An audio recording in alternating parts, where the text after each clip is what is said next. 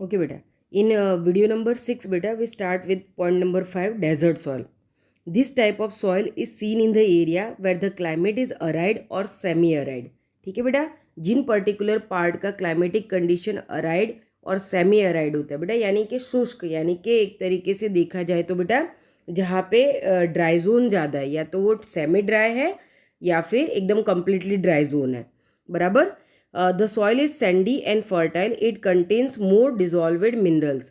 Rajasthan, Haryana and southern Punjab have this type of soil.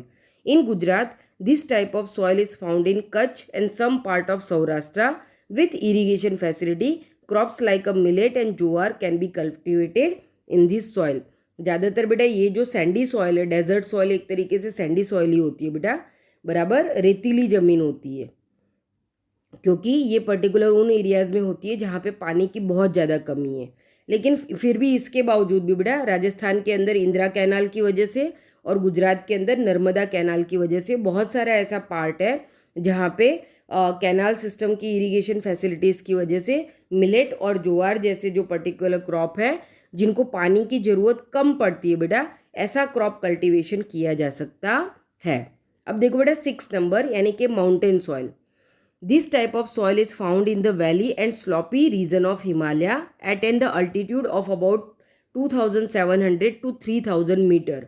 अब particular बेटा mountain soil और forest soil बेटा, ये दोनों ही सॉइल में आपको उनका अल्टीट्यूड एरिया याद रखना है. ठीक है बेटा, आप इसी से इन दोनों सॉइल को आइडेंटिफाई कर पाओगे कि माउंटेन सॉइल का अल्टीट्यूड एरिया कितना है बेटा, 2700 टू 3000 मीटर, इतनी हाइट पे होती है माउंटेन सॉइल.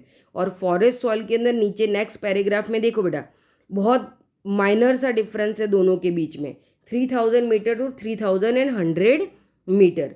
तो यहाँ पे हम देख सकते हैं बेटा कि माउंटेन सॉइल का जो थिन लेयर स्ट्रक्चर है बेटा अंडर डेवलप्ड है, एक तरीके से देखा जाए तो पथरीली ज़मीन होती है बेटा.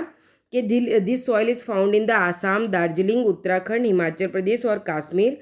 इन Himalaya the soil is found at the general altitude in the regions of the pine and chir trees. आपने पाइन और चीट ट्रीज देखे होंगे बेटा, एकदम लंबे लंबे बहुत ही हाइटेड ट्रीज होते हैं जिनके लीव्स जो क्रिसमस ट्री की तरह एक तरीके से नीचे के साइड झुके हुए रहते हैं ना बेटा, क्योंकि हिमालयन जोन में ज़्यादातर जो ट्रीज होते हैं उनका एक तरीके जो फॉर्मेट होता है वो इसी टाइप का होता है. फिर 7 नंबर में देखो बेटा फॉरेस्ट सॉइल, कि this type of soil is found within the altitude between the 3000 metre to 3100 metre. मैंने पहले ही बोला कि दोनों सॉइल को आपको उसके अल्टीट्यूड यानी कि उसकी हाइट से ही बेटा फाउंड करना पड़ेगा. ये भी आपको ऑब्जेक्टिव क्वेश्चन में फिलअप्स में या ट्रू फॉल्स में पूछा जा सकता है, तो आपको ध्यान में रखना है कि किसका अल्टीट्यूड एरिया कितना है. Okay. In coniferous forest of Himalaya, Sahyadri, eastern ghat and Terai region of Himalaya, the surface of the earth is covered by the shaded leaves of the trees and the upper of the land becomes black due to the increasing in the humus and caused due to decaying leaves. अब यहाँ पे एक बेटा चीज़ समझने वाली है कि जो उसका सरफेस है बेटा वो एक तरीके से बेटा जो शेडेड लीव है उसकी वजह से क्या दिखता है, ब्लैक कलर का दिखाई देता है, बराबर ना, because of the shaded leaves decaying form, बराबर.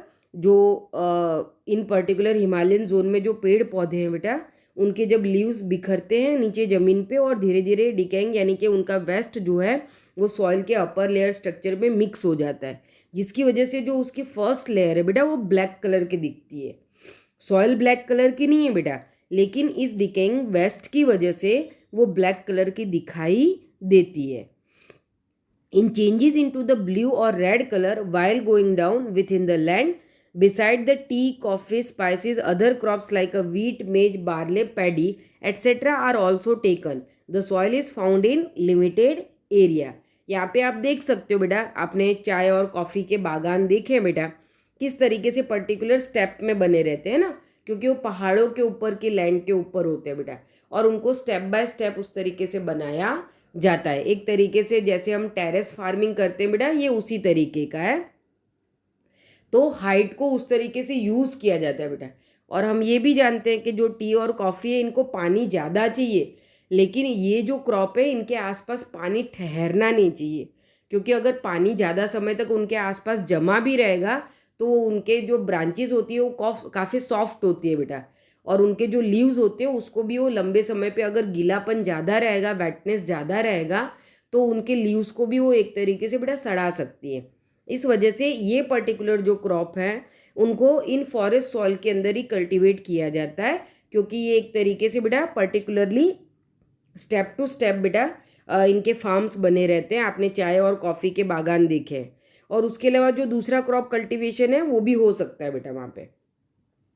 फिर हम लास्ट आ जाते हैं बेटा, लास्ट में हम देखेंगे मार्शी एंड पिटी सॉइल। मैंने आपको पहले ही बोला मार्शी और पिटी सॉइल यानी कि बेटा एक तरीके से दलदल वाली ज़मीन।